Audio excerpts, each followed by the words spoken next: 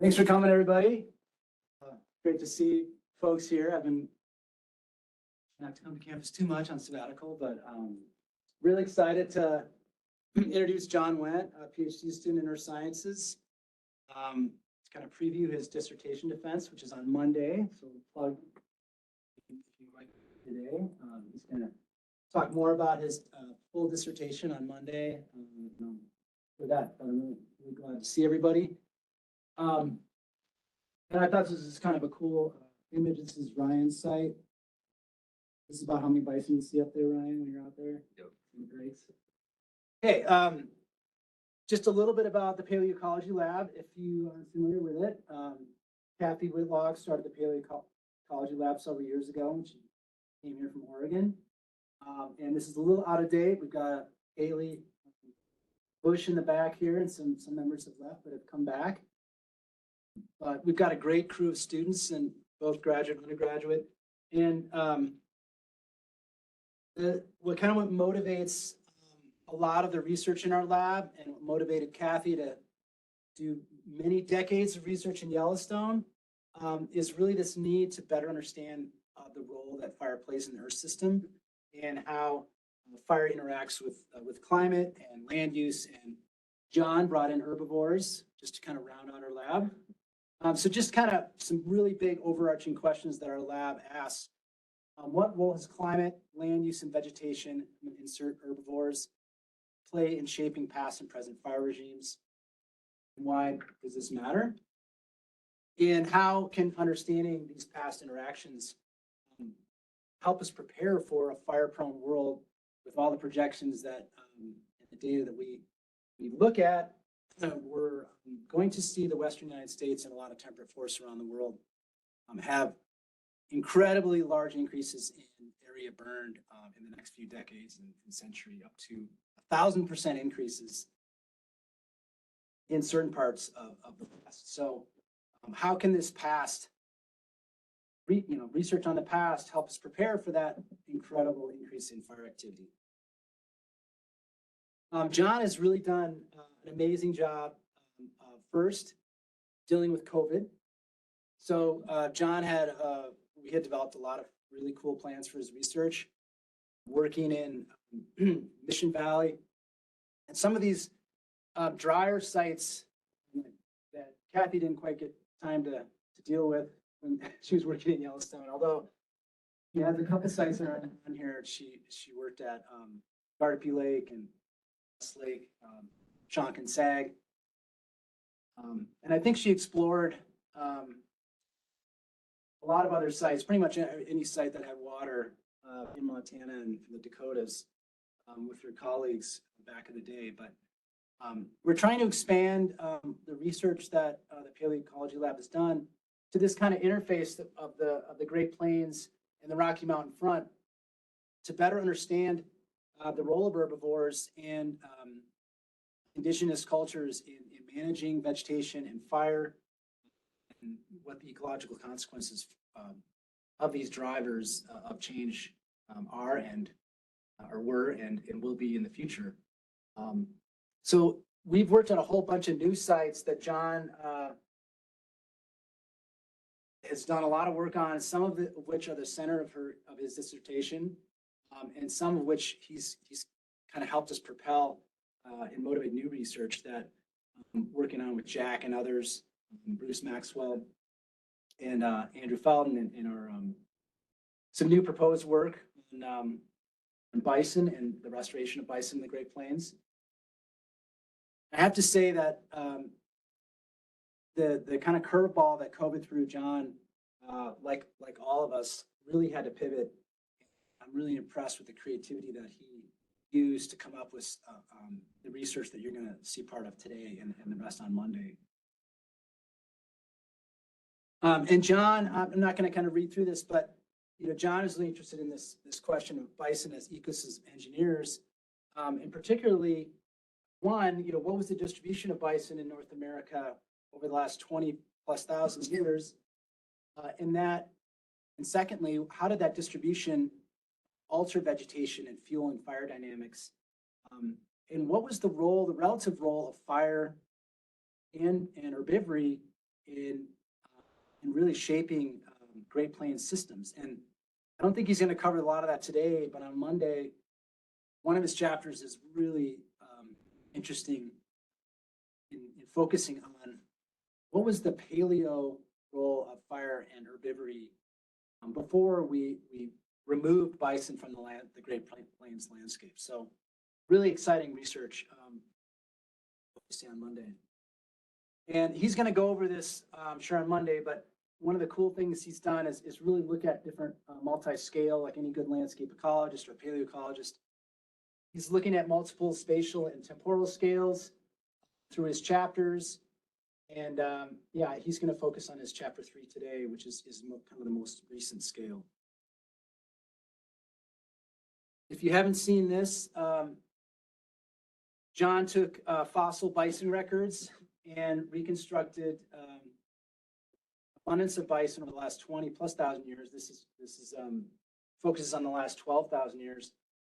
But surprisingly, no one had done this. And while we have these fossil records and a certain understanding of the range of bison that they covered most of North America, no one had really put all this data into an incredibly fine filter, quality control check on bison skulls that were dated and other dates, and put it all together and map this spatially over time.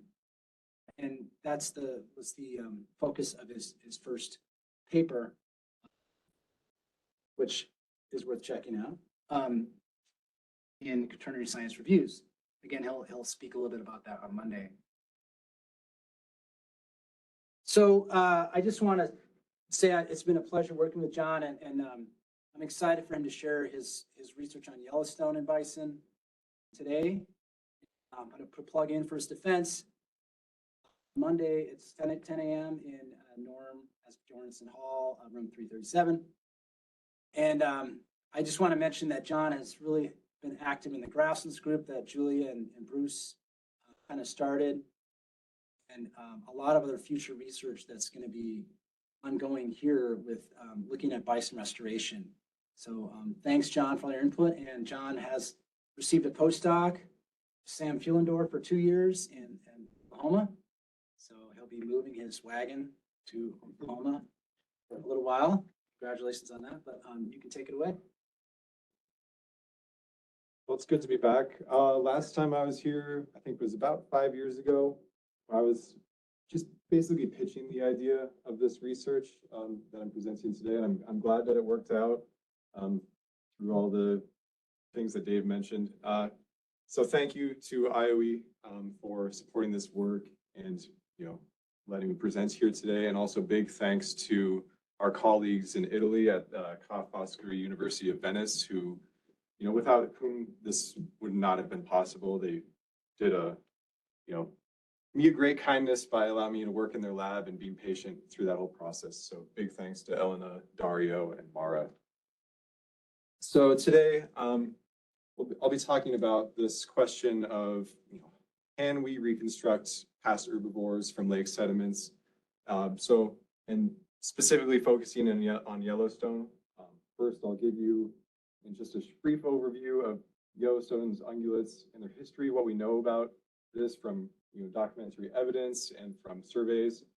And then, we're going to try to go further back and look at reconstructing paleo herbivores, some of the options that scientists have to do so.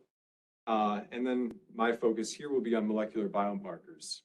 So I'll try to make the case for biomarkers and what they're good at and what they might still need some room for improvement with. And I'll dive into the work in Yellowstone. So I'll introduce the study area here. This is the Yellowstone Northern Range. That's the gray area on the map. We have Montana and Wyoming in the middle. And, the Yellowstone Northern Range straddles this boundary. It straddles the boundary of the national park. It straddles state boundaries. It's a large area, but it's the place where we think of when we think of the big herds that Yellowstone has to offer. The big elk herds, the big bison herds, that's where these animals winter and have wintered historically. And my little study area is right near Junction Butte. It's that little white outlined spot there. That's the Buffalo Lake catchment, Buffalo Ford Lake catchment. And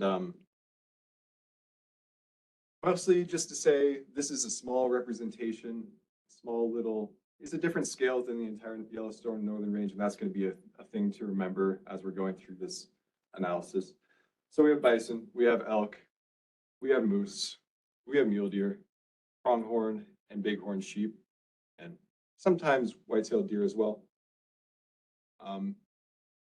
And the history of these ungulates in the park has been, really dynamic and really well documented over time, starting with the establishment of the national park with the Organic Act in 1872, followed by prohibitions on hunting, and then subsequent enforcement of that.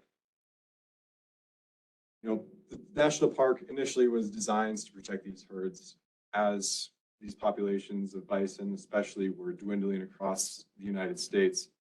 So the park succeeded with that objective, and herbivore populations eventually exploded.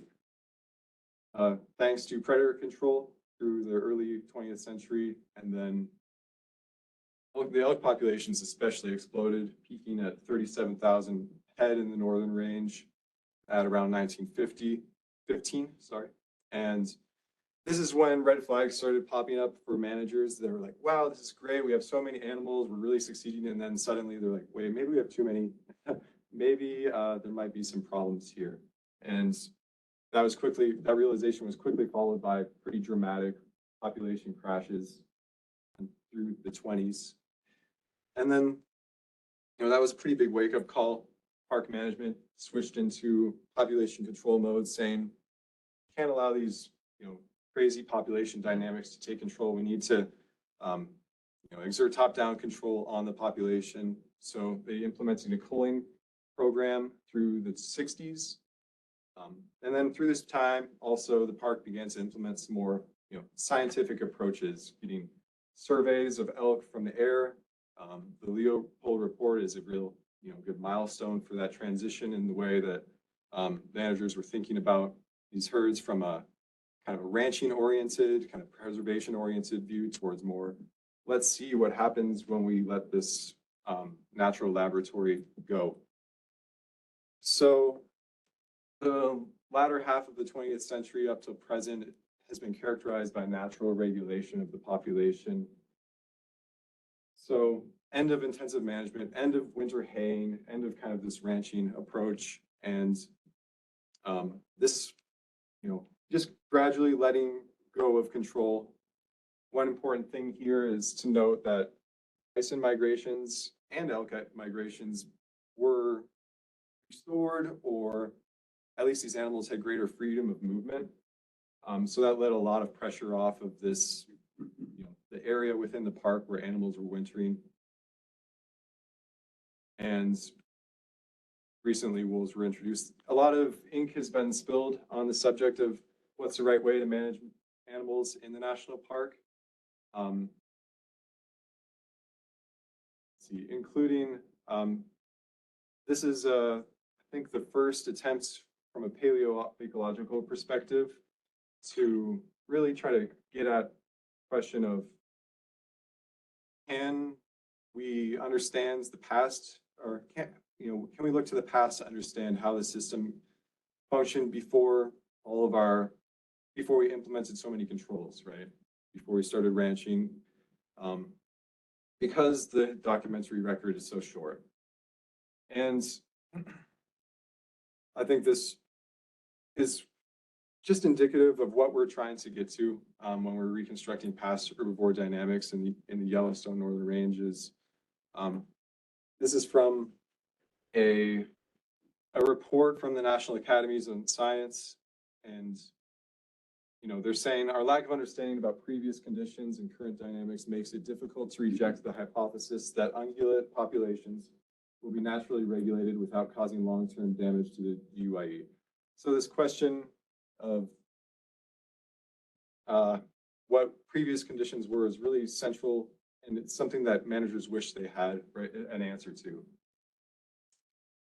So when we go to try to reconstruct past herbivores, there are a couple of dimensions that we have to consider. We have to consider identity. So what is the composition of the community?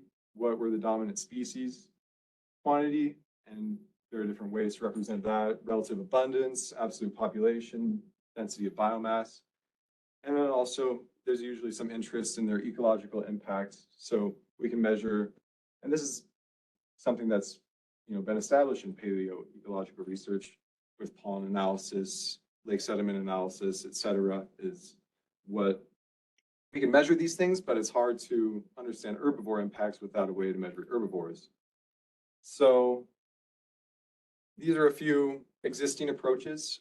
They all have their pluses and minuses, the pros and cons, starting with palynological indicators. So these are small microscopic indicators from lake sediments or any other sediment that may indicate presence of herbivores. So change in the number of dung fungal spores in lake sediment may indicate some change in herbivore abundance over time. This has had some pretty cool applications with regard to like megafaunal extinctions. But these indicators, they can't get at identity. It's usually some other organism that's related or associated with herbivores or herbivory. That's hard to say. And not direct evidence produced by an herbivore.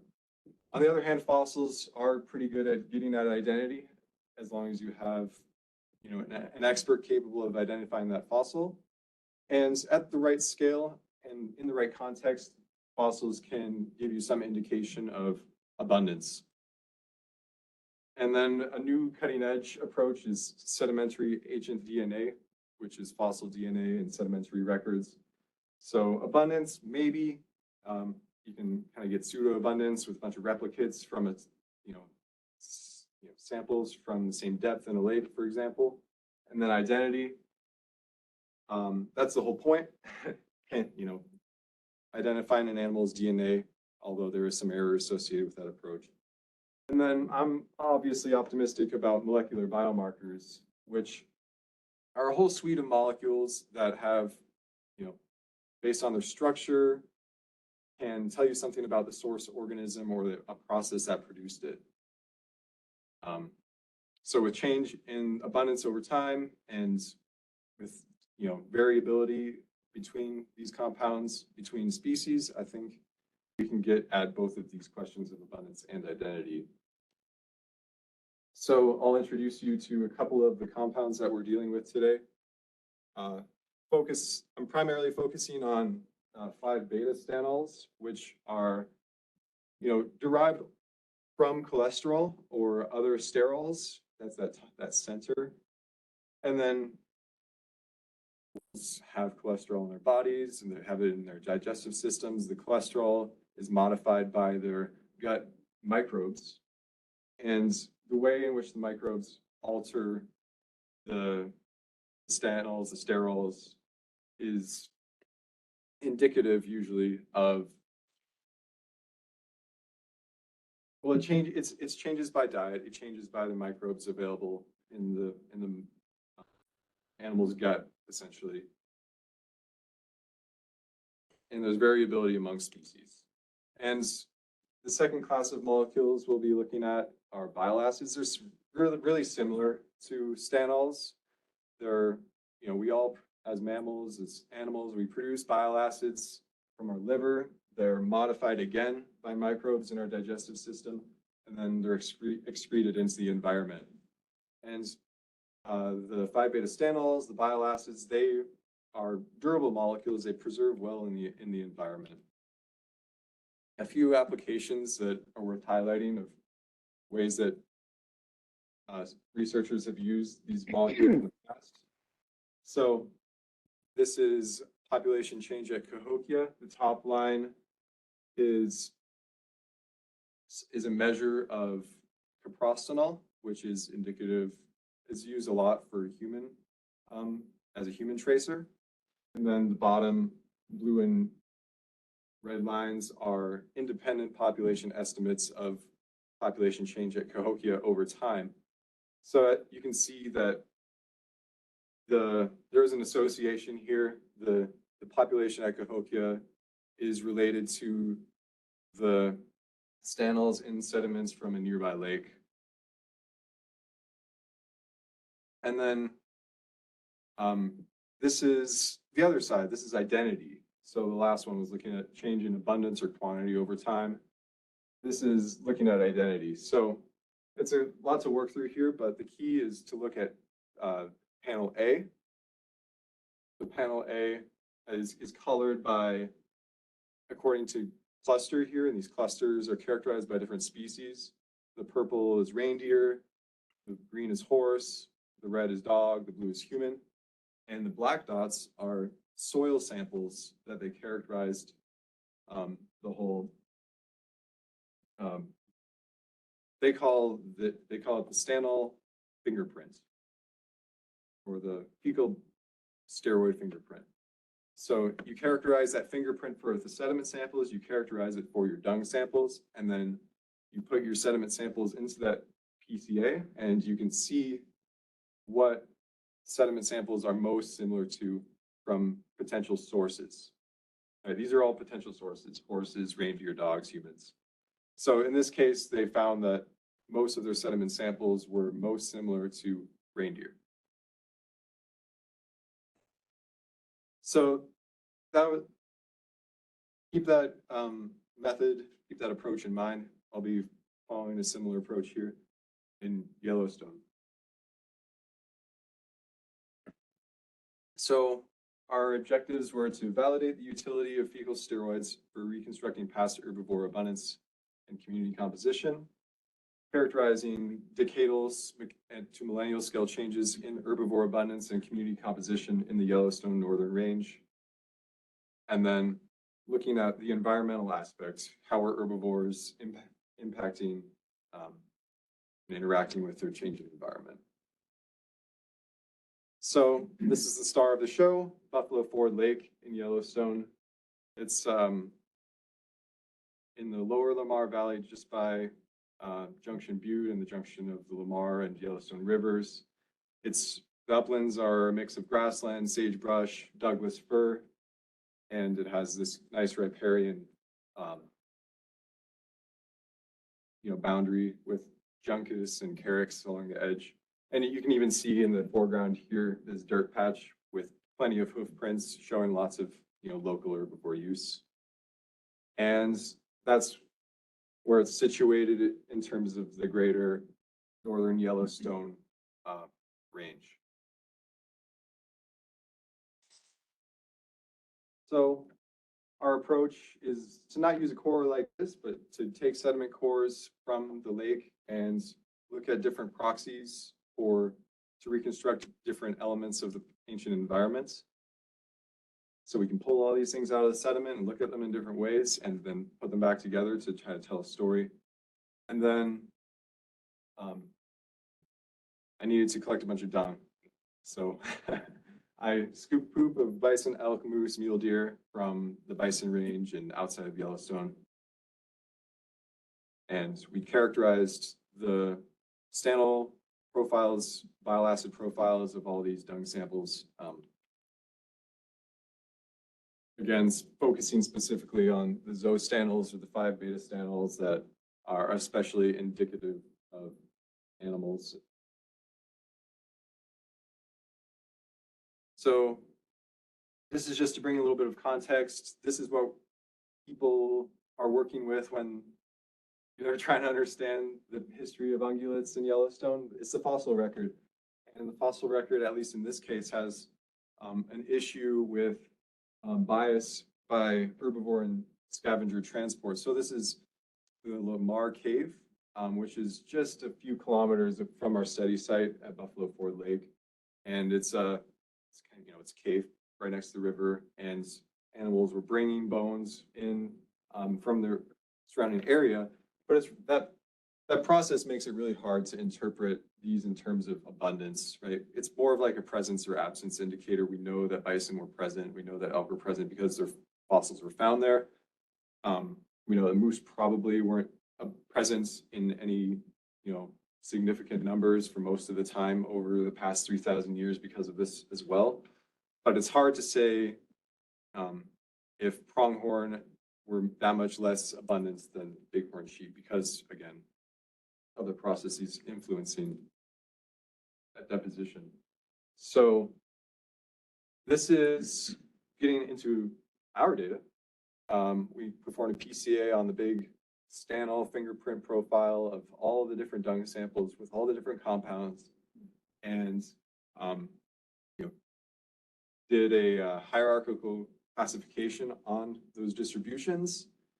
And these we emerged with three clusters, right?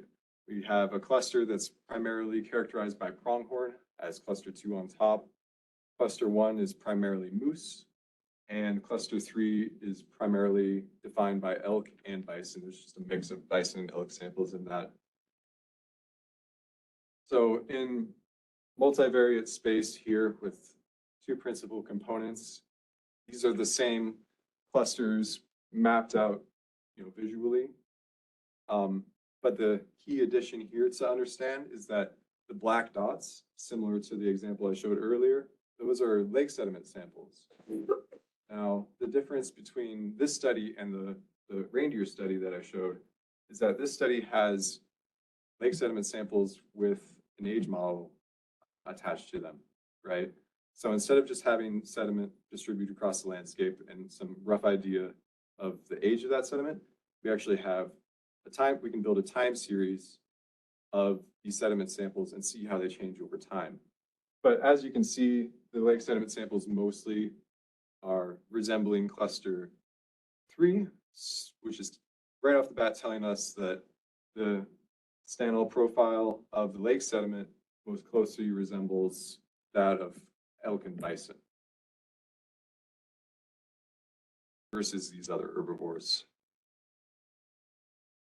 So like I was saying with the time series, we can map the distance of each lake sediment sample to the cluster centroid and see how that changes over time. So as we go through time here up to present, we can see that the lake sediment samples just strongly resemble cluster 3 elk and bison dung throughout the entire time series. And there's actually a little bit of a breakdown towards the end in the 20th century, which is interesting. So now I'm going to dive into a kind of a multi-proxy comparison. Plus, part of, again, what we're doing here is we're trying to validate how well these compounds in lake sediments represent herbivore abundance change over time and what they're actually trying to tell us, or what information we can actually get from them. So here is first a comparison of the population / biomass data for elk and bison that we saw earlier. And then the bottom panel is the sum of the influx of zoostannals. So these are the 5 beta stannals that I've been talking about that are especially indicative of herbivores. So, and this is the x-axis is 1840 to 2020. So a little about past 160 years. So, and we were able to get pretty good time resolution with lead 210 dating for the upper portion of the core, which is why we're able to even make any of these statements. So let me start with this window period here around 1920. So this is a period, like I mentioned, when elk populations were really high throughout the northern range. And we see an associated peak with zoostannals here. Note that the window is showing the uncertainty, the width of the window is the uncertainty associated with that age. So there is some overlap in the peak of the elk record with that peak observation of the zoostannals. And unfortunately, we don't have very good documentary evidence for elk before this time when the line starts. The dotted line is just the aerial survey, or is before aerial survey, I'm sorry. And then the solid line is the is the aerial survey era. And before then, we just have a few point estimates of the gamekeeper in Yellowstone essentially saying, seems like a lot of elk. The elk are really growing this year. Yeah. And then we have a few nice estimates of how many elk were wintering in the general vicinity of Buffalo Ford Lake before the records really start to pick up. So this is giving us an idea that elk were increasing in population through this time. Bison were still quite low and not really present in the local area. There were more up the Pelican Valley. So all this to say that scale matters. We have the Northern Yellowstone Range, which is our big broad study area that is an order or two magnitude greater in area than our little catchment. So there's going to be some difference. I mean, we expect some difference between what we're seeing at the large scale population dynamics and what's going on locally. And I did my best to try to, focus in on, well, were there more or less herbivores locally, or, how likely is that? So the timeline in the middle here just highlights some key events. We have prohibition of hunting, winter haying, bison winter in the lower Lamar Valley, and then reintroduction of wolves. And then the bottom line is just indicating whether bison were migratory or non-migratory. So that's to say, when bison were non-migratory, bison were focused really in the lower Lamar Valley and further up, upper Lamar Valley, I'm sorry. And then further up at the Lamar Valley Ranger Station, which is I'd say it's probably 20, 30 kilometers from the site. But the bison were being hayed and elk were being hayed during the winter. They were trying to discourage a lot of winter migration, which means that bison were mingling in the area of our study lake during that time especially. Next up is, these are indicators of what I'm interpreting as eutrophication of Buffalo Ford Lake. So biogenic silica, sediment accumulation rate. There's not actually a lot of evidence of input of clastics, of stuff washing into the lake. So, but there is this great change in sediment accumulation and the rate at which the lake is accumulating sediment from the bottom, right? And this biogenic silica is indicating that it's algal growth. And what causes what can promote algal growth? It's eutrophication, it's influx of nutrients into the lake. So I'm making the case here that these are associated. The influx of zoostanols is indicating fecal matter going into Buffalo Ford Lake, which is fertilizing the lake and causing, a tenfold increase in sediment accumulation rate. And then looking at the uplands, looking at the vegetation, this is, a big question is, how are the herbivores impacting vegetation over time? This is a debate that's gone on for 100 years at this point. And the dotted lines on these charts are the long-term average, so the prior 2,000 years or so, versus the solid lines are, the observations. And we see that, so this is relatively low. These points are relatively low in Artemisia, sagebrush pollen, and grass pollen, indicating that, well, less pollen production, first of all. Is that because they were being grazed? Is that because they're actually being, hit back by all of the herbivore pressure? These points do correspond to local peaks in herbivore abundance. And then the decline of salix, as also willows, has been documented in the northern Yellowstone range as well. And this is another, piece of evidence showing that decline happened at this scale, at this site, and that decline does correspond to an increase in herbivores, especially in the early 20th century. And then looking at the past 2,300 years. So this is the relative dominance of elk and bison. That's the multivariate analysis that I showed earlier. So bison and elk more dominant to the right, less dominant to the left. Zoostanal influx, so local herbivore density or abundance. You can see, at the, with this plotting, it almost looks like no change over time until the last 100 years. And then vegetation dominance, again, more trees to the right, more grasses and shrubs to the left. And then the sediment accumulation rate. I mean, you compare the sediment accumulation and stanal influx together, and you can see something happened in the past 100 years, right? And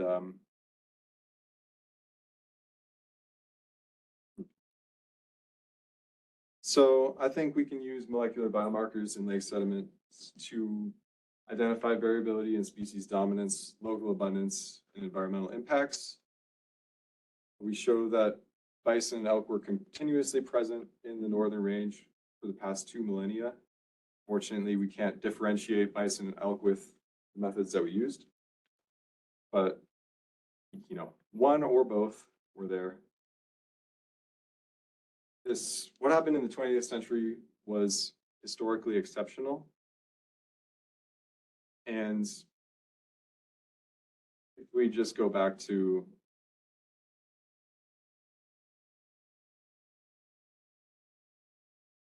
let's see, I can just use this one. Go back, in time, and if we ask that question that I posed earlier of, okay, well, now we actually do have some evidence of herbivore abundance, at least locally at this site. Is what we have today with natural population regulation, does that resemble what was happening in the past 2,000 years in Yellowstone? It looks like something that we did in the past, 20, 30 years may be approaching that long-term dynamic, but it seems like we're still not quite to the level where you would want to be if your model for management was long-term kind of quote unquote natural system.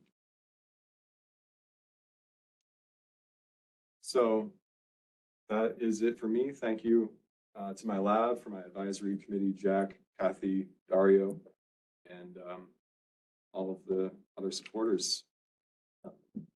Stable are these molecules, the 5-beta and those, and are there factors in the environment or reactions or anything that happen? Yeah, Like them? yeah, there are. They can be degraded, just like any organic molecule. In lake sediments, they tend to be preserved pretty well.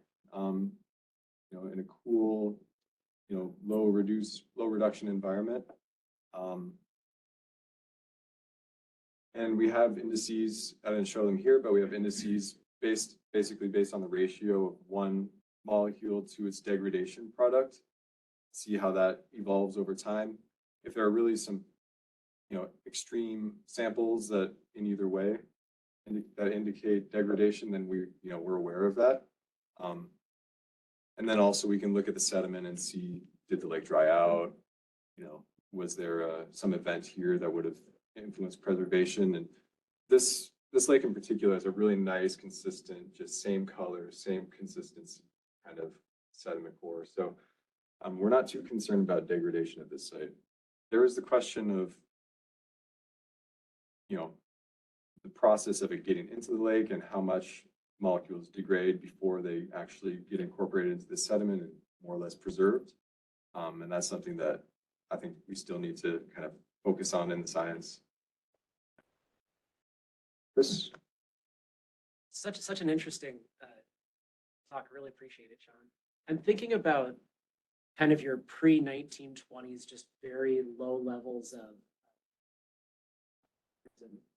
Is a conclusion like on a millennial scale that we can draw from this that Yellowstone Northern Range is just not the preferred habitat of elk and bison, and that like prior to your American settlement, like they just preferred to be elsewhere. So if we like, you know, if there was a lake in the middle of Bozeman and we did the same thing here, over thousands of years, we would actually see this is where all the herbivores were until your American settlement.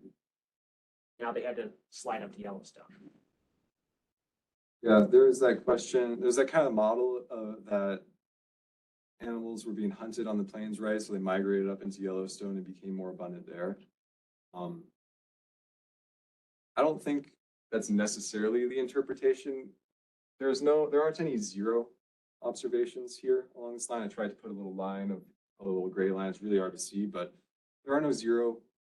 And of the sediment, of the profile that we see in the sediment, again, it is indicative of elk and bison. It's also the northern range it's the preferred habitat of elk and bison where they are in the park, at least. That's where we find the largest populations today. I don't think that they would have been very abundant in the central caldera with the lodgepole pine forests. But based on what we know about the ecology of sagebrush and grasslands that the northern range is mostly consists of, I don't think that they were as packed in historically as they were in the 20th century, and maybe not even now.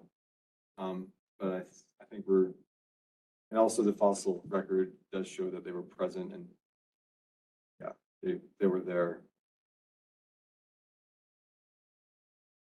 Yeah. Thanks. It was really nice talk.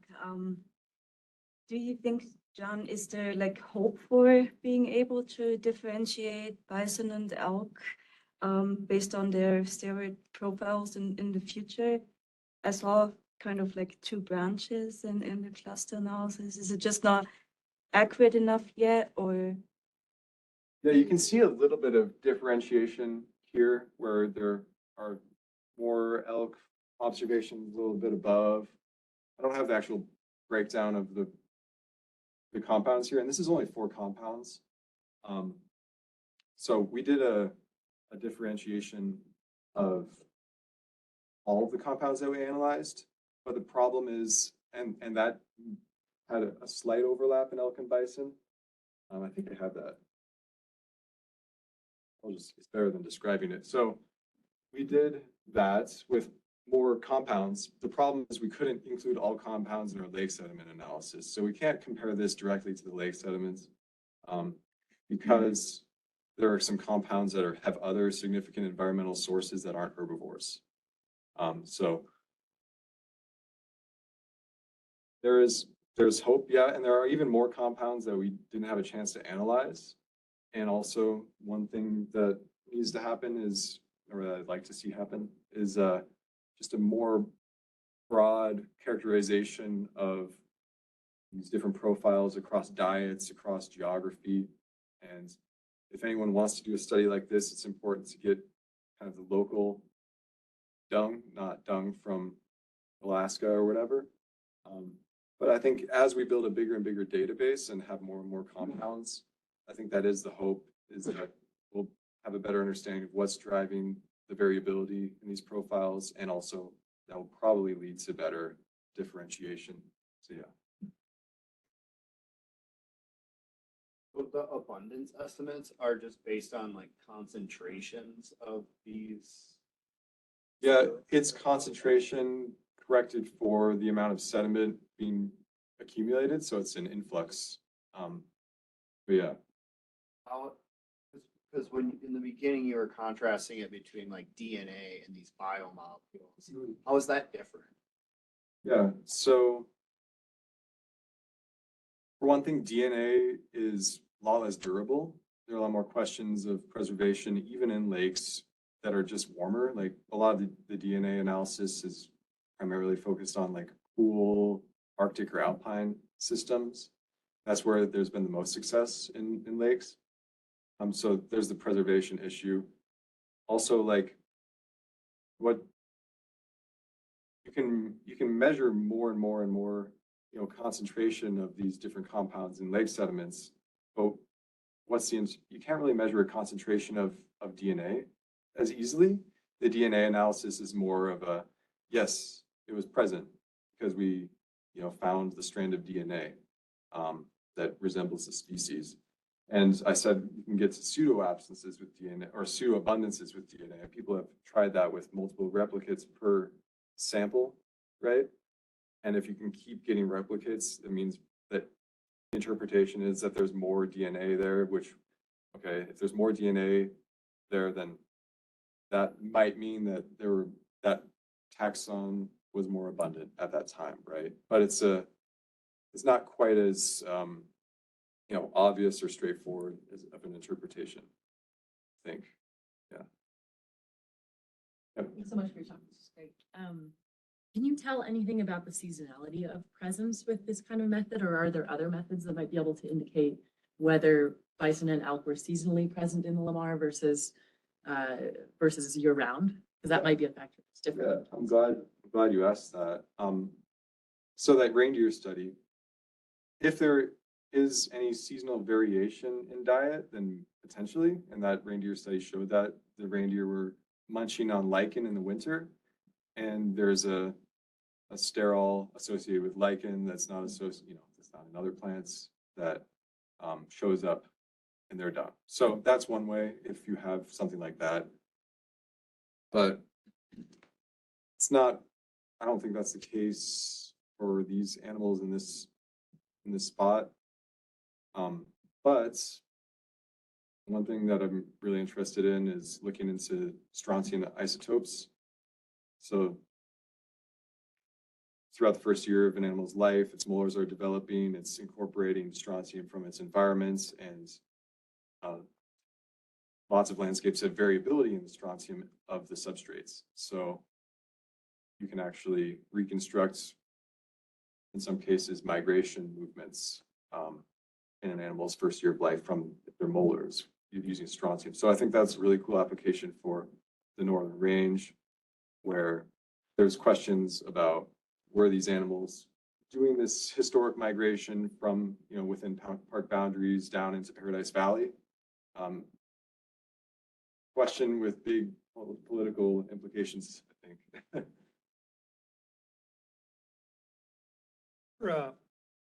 So you relied mostly on those line graphs to interpret results. That seems a good start. The one, well, that and the one in the end, the one you showed it, yeah. Just to kind of refine that, the inference that can be drawn from the data beyond what you show here. I find it difficult to pull the story out of here. I can't see it very well from here, but specifically I'm wondering about trying to indicate the temporal resolution of each of the data sets from the different methodologies. Put in some sort of confidence interval, just if not quantitative, qualitative. And then particularly just kind of zoom in on particular periods that differ in ways that tell a story. So short presentation, of course, you can't do all that, but Yeah. it just seems like the data could be analyzed a little more finely to really more clearly establish what inferences can be drawn versus what can't be. Yeah, there's that issue of scale, and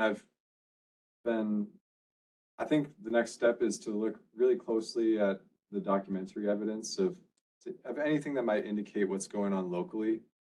And I tried to bring some of that into here. You mentioned constraining the uncertainty. It might be hard for you to see back there. There are the error bars for the time on the horizontal axis right there for the stanols. So that's one step towards addressing that problem. And then, yeah, I didn't even touch on bison wintering in the lower Lamar Valley.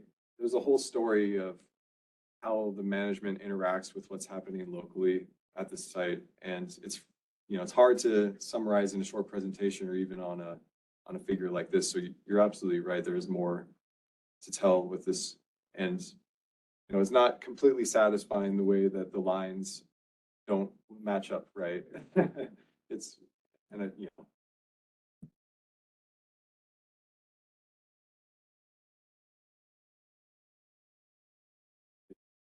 kind of toggle between making a regional story out of it and then making a local story. So like in graph B is first peak, you're sort of saying is a regional story. There were a lot of elk and bison, the first peak in 1920s, but then the second one's a local peak, right?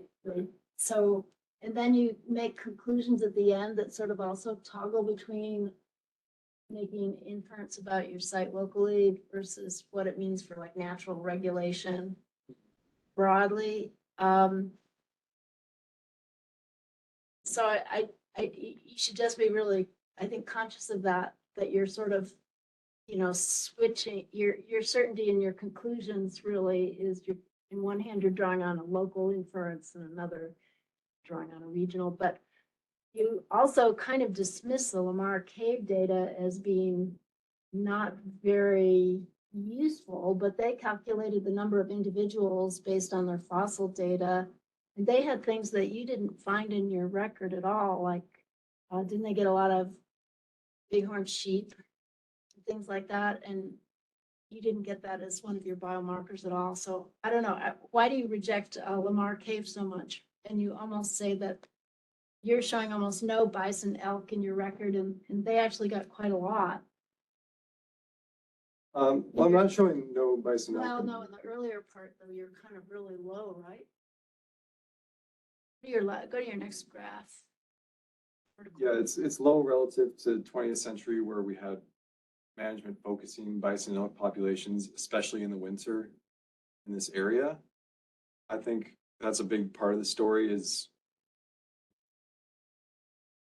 the historical evidence was showing 400 elk wintering, so in the Soda Butte area, which is just upstream of this, versus what we would have seen in the mid 20th century is just, big herds of elk wintering throughout the, so there's that's the thing that I'm struggling to capture is density of herbivores over time. Even the documentary evidence, the historical evidence doesn't really have a consistent, story, or it can't consistently get out dense herbivore density locally from that narrative, right? So I'm doing my best to patch it back together. So I don't think this shows no. I think this shows a difference in seasonal use, and it's local. That's local, so that's in that little watershed. yep, right. And remind me of What's the Lamar Cave data show? Lamar Cave, Goes yeah. back to the same we go time. back to that. Didn't plot it as a time series or anything. Oh, I didn't. So,